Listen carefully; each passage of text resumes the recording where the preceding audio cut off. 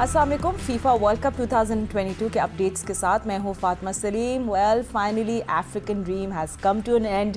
Morocco अब आगे का सफ़र नहीं तय कर पाएगा and you know it just broken so many hearts. कितने दिल टूटे हैं क्योंकि सब चाह रहे थे कि मोरक्को एटलीस्ट फाइनल तो खेले, मगर उनके लिए बहुत ज़बरदस्त सफ़र रहा वर्ल्ड कप का। अब फ्रांस जो है वो डिफेंडिंग चैम्पियन है, they reach the final for the third time और वो अब अर्जेंटीना के खिलाफ मैच खेलेंगे ऑन संडे। पर ऑल इन ऑल कल एक बहुत अच्छा मैच खेला गया, the semifinal between Morocco and France, जिसमें फ्रांस ने मोरक्को को 2-0 से शिकस्त दे दी। What went down in the match, इस पर हम लोग बात करेंगे। बजट से पहले इंट्रोड्यूस कर दूं, मेरे साथ हैं पाकिस्तान फुटबॉल टीम के कैप्टन सदाम हुसैन, जो थ्रू आउट हमें फीफा ज्वाइन किया with all his expert opinion and will find out कि उनको कल का मैच कैसे लगा। बट जस्ट बिफोर दैट आपको एक क्विक रिमाइंडर दिखाते हैं कि कल किस तरह मोरक्को को शिकस्त हुई।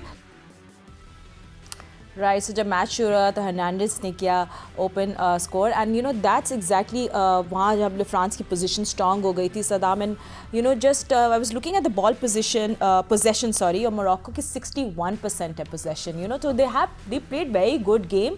मगर उनके कोच कल यही कह रहे थे कि बहुत टेक्निकल वेस्ट हुआ इन द फर्स्ट हाफ, और जब दूसरा गोल हुआ तो उन्हें बोला कि बस उस वक्त that actually killed us. Yes definitely, अगर गेमों को देखें कल का जो मैच है फ्रांस वर्सेस मोरक्को का, मैं समझता हूँ फ्रांस ने विन किया, but the amazing game played by Morocco. उसने काफ़ी अटैक किए हैं, अटैम्प्ट किए हैं, जैसे आपने अभी बताया। उनके जो बॉल पोजीशन है 38 और 31% जो है ना बॉल का रेशो है। फ्रांस के पास 38 था, 31 बॉल पोजीशन जो है मोरक्को के पास था। मैं समझता हूँ अगर इस गेम को कंपैरिजन करें तो ओवरऑल पूरे वर्ल्ड कप में जो मोरक्को के जितने भी फ्रांस के जितने भी गेम्स खेले उन्होंने अटैकिंग खेला। This was the only game against Morocco France ने वेरी डिफेंसिव से मतलब कि उनको अपने डिफेंसिव खेल रहे थे काफ़ी ज़्यादा, क्योंकि मोरक्को का जो प्ले स्टाइल था वो राउंड ऑफ 16 के बाद से देख लें बहुत आउटस्टैंडिंग परफॉर्मेंस, और फ्रांस के सामने भी काफ़ी अटैकिंग की है, लेकिन लकी रहा है मैं समझता हूँ फ्रांस। और फ्रांस ने भी कोई अमेजिंग गोल नहीं किए, जैसे पहले मूवमेंट बनता था बहुत अमेजिंग गोल की। एक होता है ना, एक क्लैश हो गया पेनल्टी बॉक्स के अंदर, ब्लाइंडली उनके प्लेयर्स के सामने बॉल आ गया, तो इस तरह की सिचुएशन है। Overall performance was outstanding by Morocco and you know बहुत कुछ स्टेक पे था। You know we must talk about the importance of Morocco winning सदा, मतलब बहुत सारे Muslim nation, African nations, you know they wanted कि मोरक्को जाए आगे, और उन लोगों ने बड़ी फेयरलेस गेम खेली है, तो उनकी बहुत तारीफ़ करनी चाहिए। And you know the coach, the new coach they had, और वो आए किस तरह सिचुएशन बनी, तो एक फेरी टेल से कम नहीं है इनकी स्टोरी, और आई थिंक बहुत सालों तक लोग याद रखेंगे about Morocco reaching the semis. Yes, ये मैं समझता हूँ बहुत बड़ा हिस्टोरिकल, अगर ये लूज़ भी हुआ है, लेकिन अगर ये मैच भी तहरीकी मैच होगा France versus Morocco, because Morocco का परफॉर्मेंस इतना अमेजिंग था। और अगर देखें हम कहते हैं फ्रांस ने डेफिनेटली अगर वो जीतना था वो, क्योंकि एक स्ट्रॉन्ग टीम था, लेकिन अगर उसके बैकग्राउंड्स के देखें ना, हिस्ट्री देखी जाए, अगर कोचिंग का उसको देखा, जो फ्रांस के कोच है डिडियर, उसने जो ज्वाइन किया फ्रांस को 2012 में ज्वाइन किया।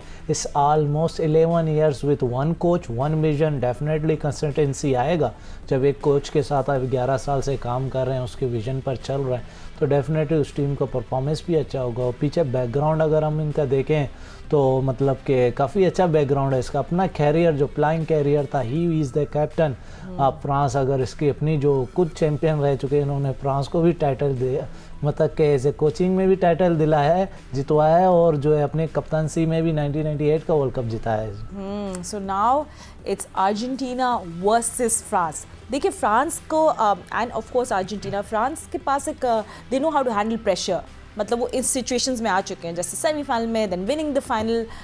मगर बहुत सारे ऐसे प्लेयर्स हैं जो अभी पहली दफ़ा मेसी के साथ खेलेंगे, you know, on the other side. So it is going to be a very very tight contest. आपको क्या लगता है? वन साइडेड तो बिल्कुल नहीं हो सकता। नहीं, ये तो बहुत बड़ा क्लैश होगा इस मैच को, मतलब फाइनल मैच होते हैं, और फाइनल मैच फुटबॉल में प्रेशर और खूबसूरत मैचेस होते हैं हमेशा। जो फुटबॉल का जो फाइनल गेम होता है उसकी खूबसूरती डिफरेंट होता है, उसमें चीज़ें नज़र आती हैं, टीम का पता चलता है। फिर मतलब एक कॉन्फिडेंस होता है प्लेयर्स और एंजॉय करके उसको जो है बहुत कम्पिटिटिव। और ये जो फाइनल होने जा रहा है ये बहुत कम्पिटिटिव होगा क्योंकि दोनों के पास सिर्फ 2-2 वर्ल्ड कप के टाइटल हैं। They will be going for third titles, तो तीसरे टाइटल को जीतने के लिए डेफिनेटली जाएंगे। और मेसी इज़ अ लेजेंड, उसके ऊपर भी एक मतलब वो बड़ा इम्तिहान है, उसका लास्ट वर्ल्ड कप हो सकता है बिकॉज मेसी ने कहा ये मेरा लास्ट वर्ल्ड कप है और इसके पास अभी तक वर्ल्ड कप चैंपियन का टाइटल नहीं है। और दूसरी तरफ अगर एम्बाप्पे और मेसी को देखें, एक दौड़ चल रहा है कि गोल्डन बूट्स का अवार्ड कौन लेगा, दोनों 5-5 गोल के साथ जा रहे हैं। और फ्रांस का एक और प्लेयर है वो 4 गोल के साथ बिहाइंड इस रेस में है। तो मैं समझता हूँ कि ये मैच बहुत काफ़ी amazing game we'll see big names on Sunday and before that of course हमें थर्ड पोजीशन की भी बात करनी है। क्रोएशिया और मोरक्को अब थर्ड प्लेस के लिए फाइट करेंगे and I really want Morocco to win this, but आप इन दोनों का कॉन्टेस्ट किस तरह देखें?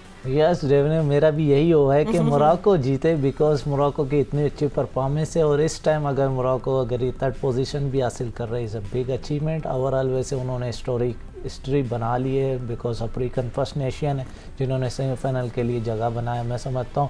और अगर इनके बैकग्राउंड को देखें क्रोएशिया और इन दोनों ने अभी तक 2 मैचेस आपस में खेले, 8-8 सिचुएशन है। एक विन किया है 1996 में और सेकंड जो है ड्रॉ किया है मोरक्को ने क्रोएशिया के साथ अभी ही रिसेंटली जो वर्ल्ड कप में ही। तो मैं समझता हूँ ये जो मैच है third position going to be big game.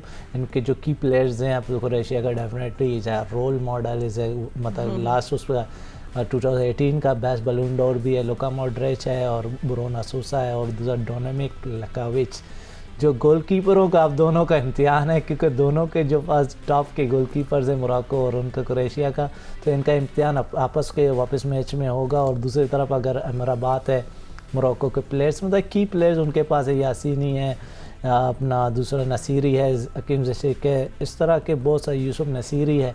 मैं समझता हूँ इस गोइंग टू बी है थर्ड पोजीशन का भी आउटस्टैंडिंग मैच होगा। लेकिन मेंशन करता हूँ थर्ड पोजीशन के मैच ना थोड़ा प्लेयर्स के लिए बहुत अजीब मैच होता है बिकॉज डिसअपॉइंटमेंट होती है। वैसे कंधे झुके हुए होते हैं, just tired and you want to get away with it. But let's see and I think Morocco will give their all and we want to see them there.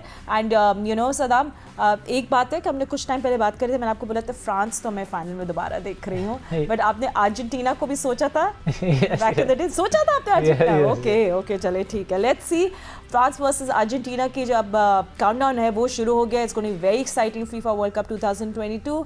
Saddam भी थ्रू आउट ज्वाइन रखेंगे and will see you again इंशाल्लाह and hoping the best team में will see you again. अल्लाह हाफिज़।